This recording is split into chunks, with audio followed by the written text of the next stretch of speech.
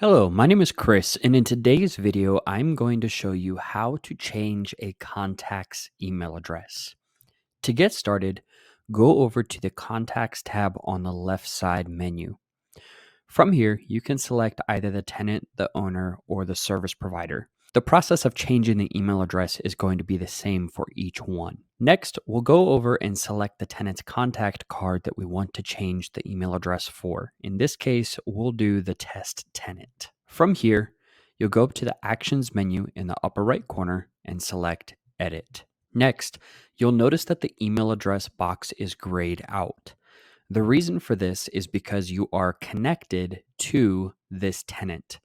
The connection is done via the email address, which means that the tenant is logging into their account using this same email address.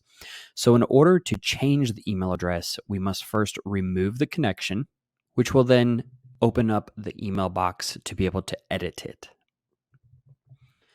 We can simply update the email address, select Update, and now you want to reestablish the connection. As you can see, the tenant is not connected anymore because we changed the email address. Next, we'll select Actions and click Send Connection.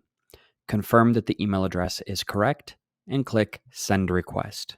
Congratulations, you have successfully changed the email address and resent the connection request to your tenant. Once the tenant accepts the connection request, you will once again be connected with them, where the tenant will be able to view their lease information, pay rent online, submit maintenance requests, and everything else. And that is how easy it is to change an email address for a contact on TenantCloud. To get started for free, just go to www.tenantcloud.com and click Sign Up Today.